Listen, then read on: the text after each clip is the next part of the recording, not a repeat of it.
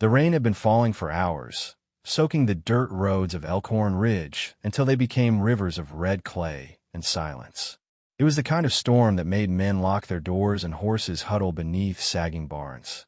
But on the edge of that forgotten town, where the land met the wild, a lone rancher spotted a boy standing barefoot by his fence, shivering, speechless, soaked to the bone. No one knew where he'd come from. No one wanted to. The boy never spoke a word, and folks assumed he was cursed, broken, or worse, useless. But the rancher, with hands worn by sorrow and a heart hollowed by loss, saw something different. He didn't ask the boy questions. He simply offered him a dry coat, a place by the fire, and a plate of beans that smelled like memory. The townspeople scoffed, said the old man had finally lost his mind, taking in a stray with no name and no voice. But in a land where bullets settled arguments and kindness was considered a weakness, this act of quiet compassion lit a fire no storm could put out. Day by day the boy stayed, never speaking, always watching, learning not just how to ride and rope, but how to be still in a world that rushed to judge. Years passed like shadows at dusk, slow, long, and full of secrets. The boy grew into a young man, strong and silent, his loyalty deeper than the roots of the land that had saved him. No one noticed him leave one morning, riding toward the east with nothing but a saddlebag and a purpose he never spoke aloud. And the rancher, true to his nature, didn't chase after him. He simply looked to the horizon and whispered a prayer into the wind. Then came the day that no one in Elkhorn Ridge would forget. A parade of soldiers thundered down the main road, flags flying, uniforms gleaming in the golden sun. At the front rode a decorated general, face carved by war and will. As the crowd cheered, he halted his horse before the old rancher's gate, dismounted without a word, and offered a crisp salute. Not to power, not to politics, but to the man who once gave a mute boy shelter from the rain. What happened in that moment shattered every doubt and rewrote every whisper. And if you stay with this story, if you let it unfold like the plains beneath the sky, you'll see that the smallest gestures, the quietest choices, are often the ones that echo the loudest through time.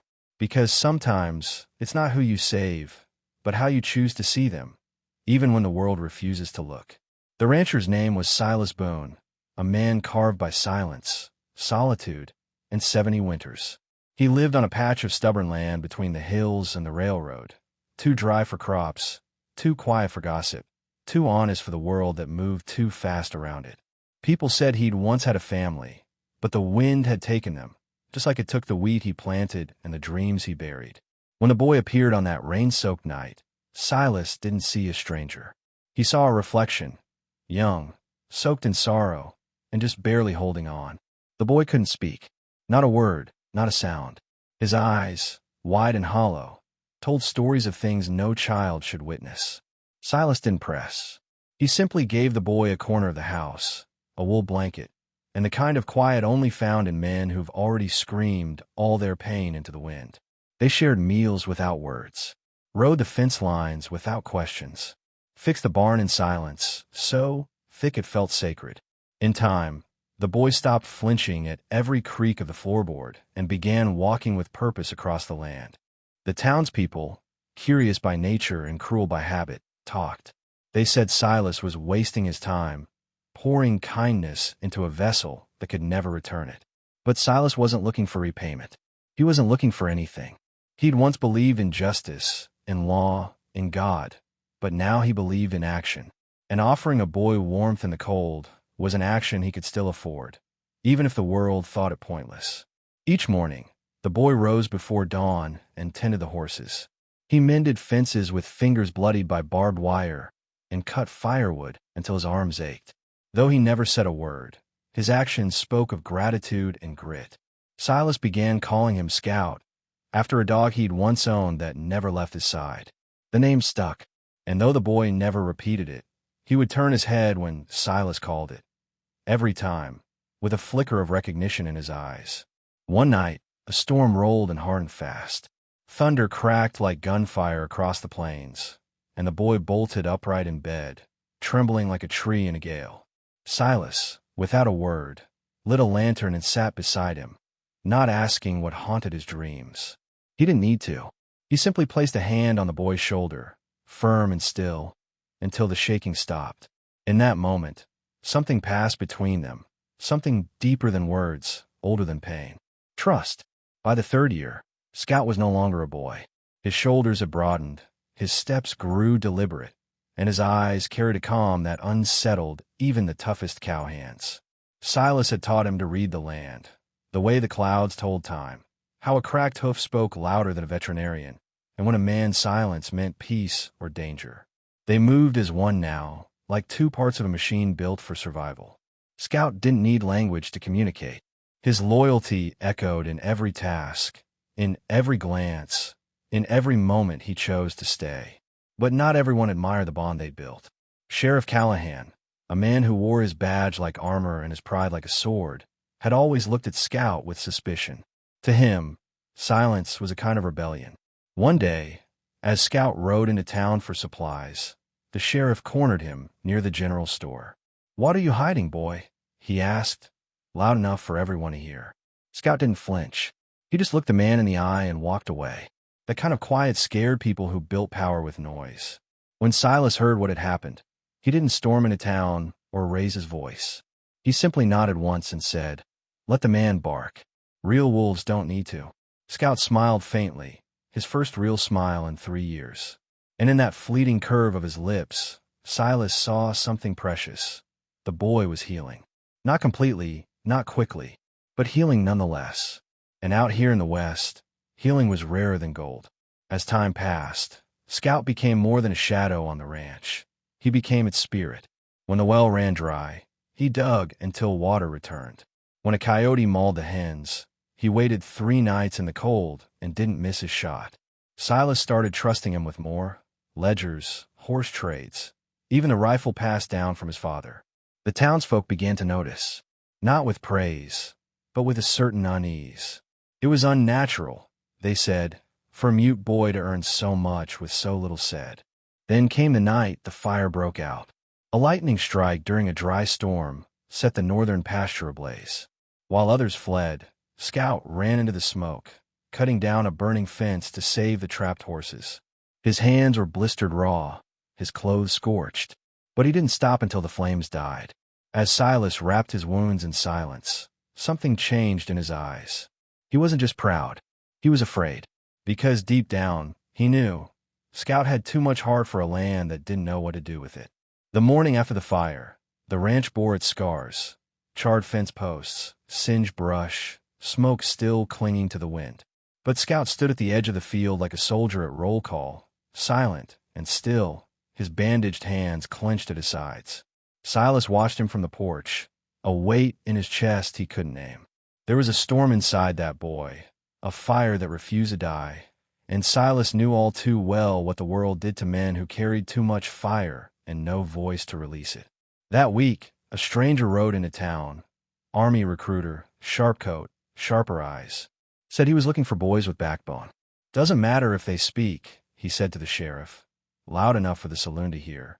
"Just matters if they can follow orders and hold a rifle." Word reached Silas by sundown. He knew Scout would be tempted. The boy had always watched soldiers ride through with a gaze full of questions. And Silas feared that look, because questions led to roads that didn't always circle back home. That night, as the lantern flickered low, Scout approached Silas holding a newspaper clipping, the recruiter's name printed in bold beside an eagle crest. He didn't speak, just looked at Silas, eyes asking the question neither of them wanted to voice. Silas didn't beg him to stay. He never would. Instead, he poured a cup of coffee, pushed it across the table, and said, "If you go, don't forget where your fire came from." It wasn't approval. It wasn't refusal. It was a blessing, forged from heartbreak and pride.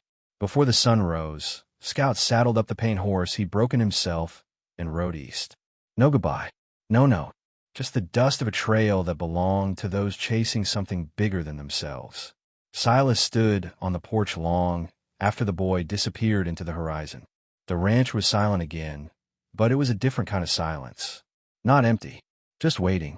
Waiting for the echo of hooves to return. Or not. Months passed, then years. Silas grew older, slower. He fixed things that didn't need fixing just to fill the time. Sometimes, he'd find himself setting out a second plate at supper. Other times, he'd walk to the ridge and scan the horizon for no reason at all. The world moved on. Wars came and went. But on the Boone Ranch, time stood still, anchored by the memory of a mute boy and the soundless promise he left behind. 10 years later, on a morning washed in golden dust, a letter arrived. Unmarked envelope, neat handwriting, government seal on the corner. Inside was a short note and a single photograph. It showed a man in uniform, standing rigid and proud, medals pinned to his chest like echoes of pain and perseverance. But it was the eyes that Silas recognized. Sharp, focused, fierce. Scout. No longer a boy. No longer silent. A soldier now. And under the image, typed in black ink, were 6 words. Lieutenant Commander Elias Boone.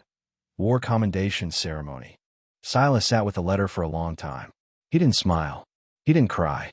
He simply folded it carefully and placed on the mantel beside the old blanket Scout used to carry everywhere like a shield. He whispered the name once. Elias. The name the boy had once scribbled on a barn wall when he thought no one was looking. And for the first time, Silas realized Scout had never been without a voice. He'd just been waiting to choose when and where to use it. 2 weeks later, the town of Elkhorn Ridge prepared for something it hadn't seen in decades. A military parade, called at the request of a high-ranking officer no one in town remembered. Flags were raised, chairs lined the main road, and townsfolk dusted off their Sunday best. Silas arrived late, riding his old mule, wearing the same weathered coat he'd worn the night Scout arrived. He wasn't there for the show. He came because something in his bones told him this was more than a ceremony. The band played. Children waved. Soldiers marched in perfect rhythm. And then, at the front of the procession, a tall figure stepped down from his horse and turned to face the crowd. His boots hit the ground like thunder on dry land. The town held its breath as the man scanned the faces, until his eyes found Silas. Without hesitation, he walked across the dust, stopped before the old rancher, and raised his hand in a perfect, solemn salute. No words were spoken. None were needed. In that single gesture, history bowed its head, not just to a man, but to the act of kindness that had changed the course of a life, and perhaps even a nation. Silas didn't return the salute. Instead, he placed a hand over his heart and nodded once. Deep, proud, full, because that was the boy he had taken in from the rain. And this was the man he had become. After the salute, there was a hush so profound it seemed the wind itself paused to witness the moment. The townspeople, who once mocked the boy for his silence and pitied the old man for his solitude, now stood still, unsure whether to cheer or remain quiet in reverence. It wasn't just respect they felt, it was awe, because they were not simply seeing a soldier. They were seeing a story come full circle, one written in dust, blood, and quiet resilience. Elias turned to the crowd, offered a respectful nod, then walked with Silas toward the edge of town. No fanfare, no interviews, just the two of them, side by side, like the old days. Only now the boy had become a man, and the man had become something of a legend. They didn't talk much. They never needed to. Every glance, every step, held chapters only they could read.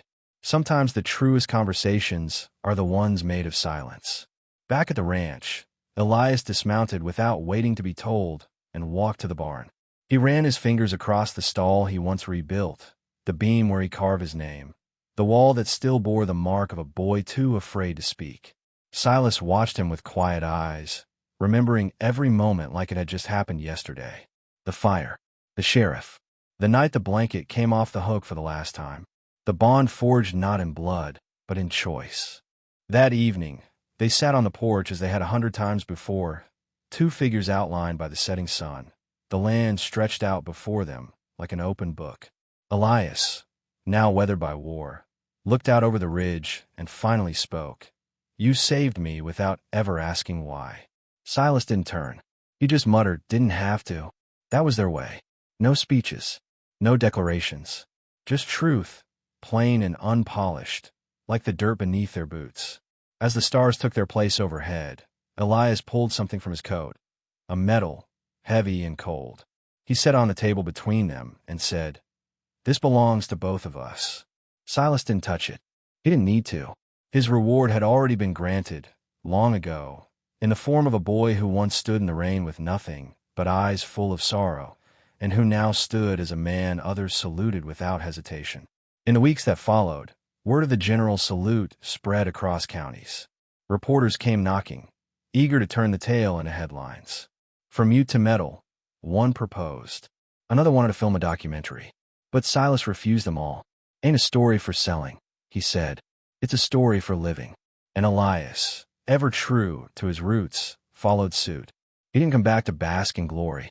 He came home to the place where he'd first been seen, not as broken, but as whole. Elias didn't stay long. Duty still called him elsewhere. But he left behind something more valuable than medals. He restored the old windmill with his own hands, planted new seed in the barren fields, and carved a small wooden plaque that he nailed beside the barn door. It read, "Speak with your actions. Love with your silence." Below the words, he etched the image of a blanket, worn but whole. Silas continued his days with the same steady rhythm, feeding the animals, repairing the gate, watching the sky like it held answers to questions he'd never asked aloud. But something inside him had shifted. He stood a little taller, walked a little lighter, because in a world that had once forgotten how to listen, he had proved, through one simple act, that compassion was still the most radical kind of strength. And for those who passed by the Boone Ranch from that day on, it was no longer just a patch of dry land on the edge of nowhere. It became a symbol, a sacred spot, the place where a boy found his voice and a man found his purpose. Travelers often paused by the fence, hoping to catch a glimpse of the legend.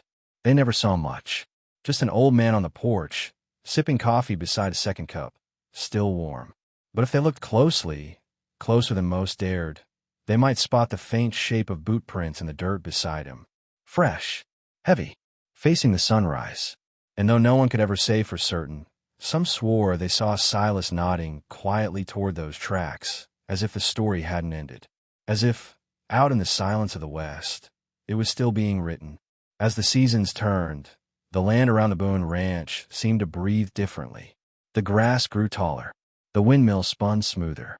Even the old trees that lined the edge of the property stood straighter, as if holding some secret they'd waited years to witness.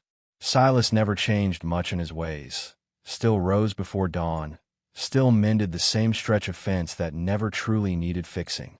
But there was a gentleness in his motion now, like a man finally walking in rhythm with his past rather than running from it. Each week, a new letter arrived.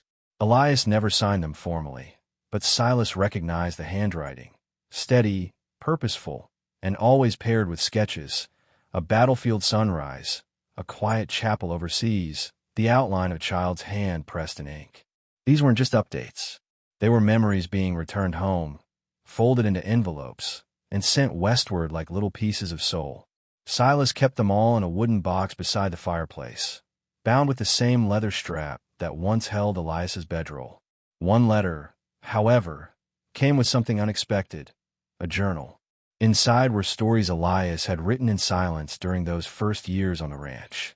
The pages were rough, the grammar imperfect, but the emotion was raw and unmistakable. He wrote about the first time he'd slept without fear, the first time Silas nodded at him with quiet pride, the first time he'd laughed, alone in the barn, realizing he wasn't afraid to anymore. Silas read every word with a reverence usually reserved for scripture. He began reading parts of the journal to the children who came by from the nearby schoolhouse. Their teacher, a young woman named Clara, had heard rumors about the ranch and asked if her students could learn the real story. Silas agreed, but only if they came ready to listen, not with ears, but with hearts. So they sat beneath the oak tree, eyes wide, mouths quiet, as the old rancher told them how silence isn't the absence of voice. It's the beginning of understanding. And in that small act, Silas passed on more than a story. He passed on a lesson the West had nearly forgotten, that the greatest transformations often begin with nothing more than a single act of mercy. A blanket in the rain, a hand on a trembling shoulder, a place to be seen. The children listened, some with tears, some with awe. And one day, a little boy with stuttering speech pressed a drawing into Silas's hand, a boy in the rain, and a rancher holding out a blanket, beneath skies that finally seemed to clear. As Silas aged, The ranch became quieter again, but not with loneliness. With peace. He knew his days were growing short. The land had begun to whisper in that way it does when the seasons prepare for a farewell. His bones creaked like the old porch boards, and the fire took longer to warm his hands. But there was no sorrow in his routine, only a kind of sacred gratitude for every breath, every sunrise, every gust of wind that passed through the wide, open sky. One winter evening, the wind carried the sound of hooves down the trail. Slow, deliberate, familiar. Silas stepped onto the porch, blanket around his shoulders, and watched as Elias appeared through the dusk, now wearing no uniform, just worn denim, dusted boots, and a look that spoke of journeys completed. He dismounted with ease, walked up the steps, and simply said, "Thought I'd stay a while." Silas opened the door without a word. In the days that followed, Elias worked the land like he had never left. He rebuilt the chicken coop, repaired the roof, and cut firewood with the same hands that had once carried a rifle through foreign soil.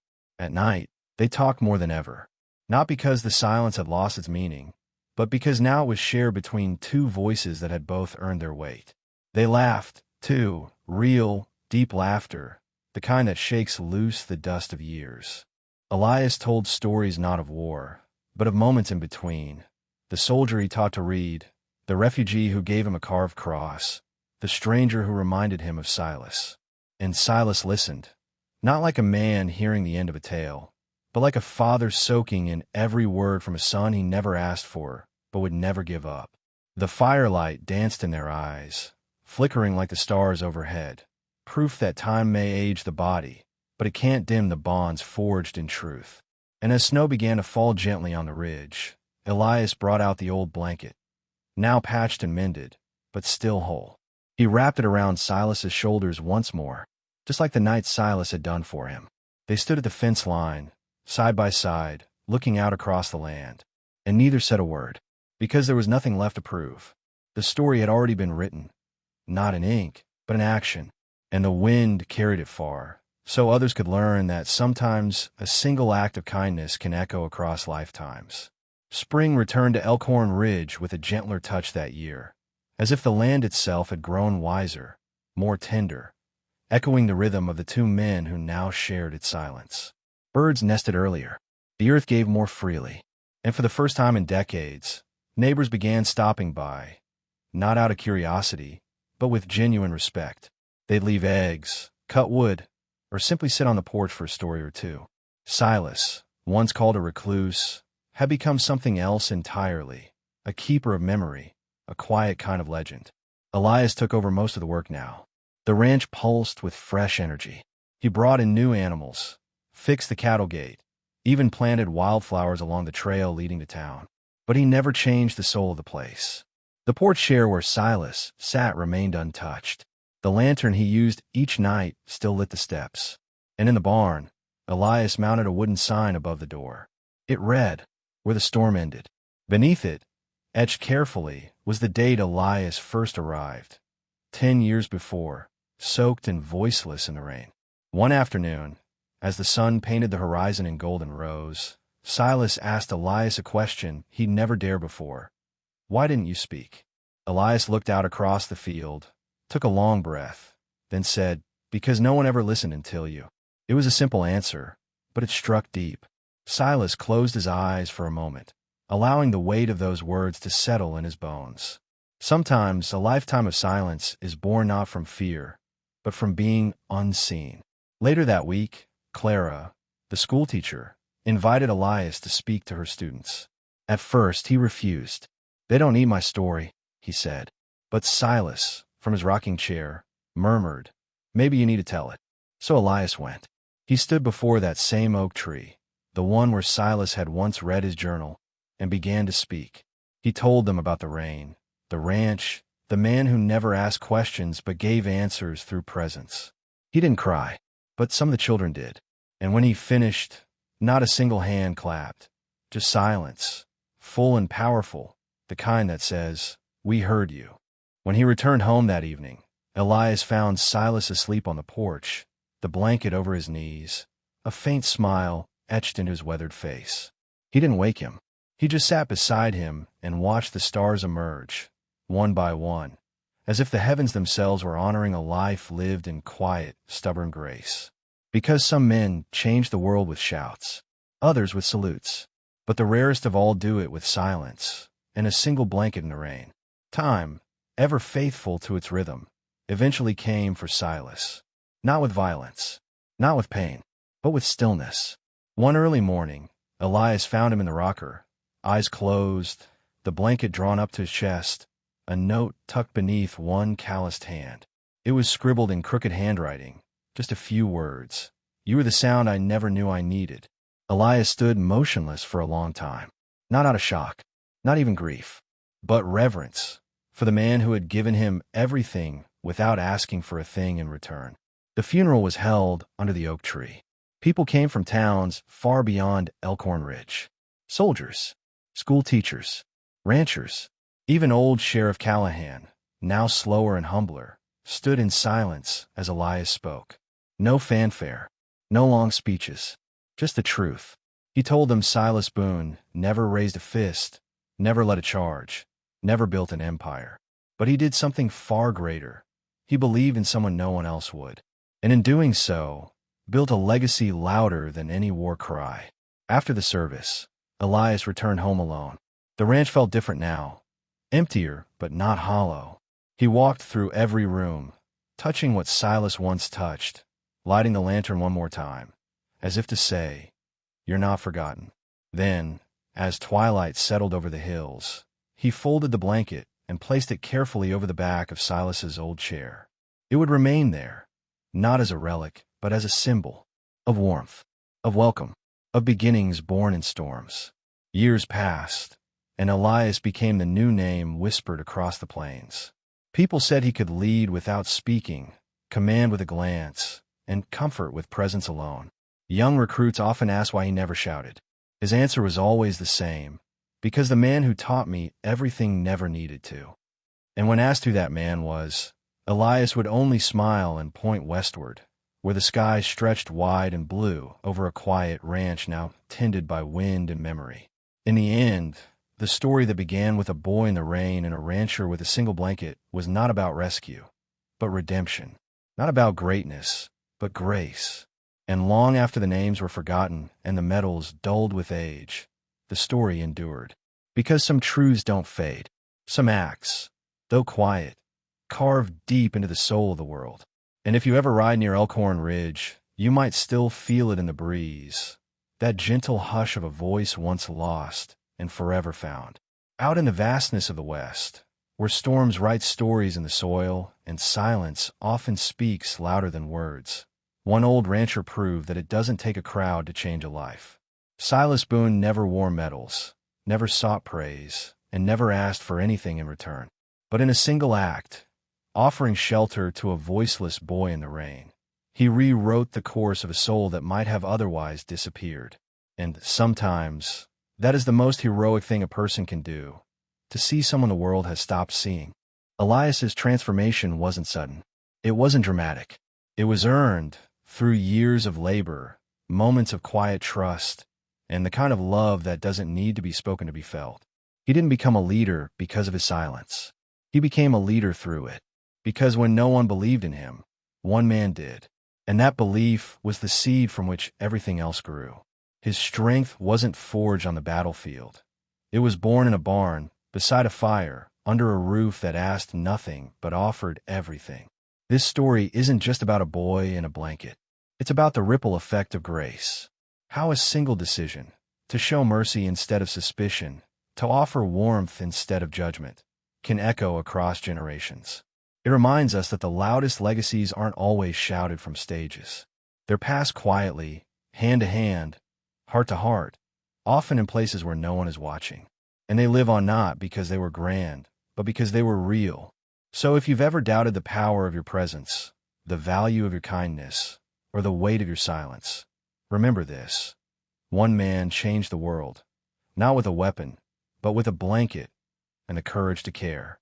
Somewhere right now, someone may be standing in the rain, wordless and unseen. And maybe, just maybe, you're the Silas Boone they've been waiting for. If this story touched something in you, if it brought a memory, a tear, or a quiet smile, take a moment to share that feeling.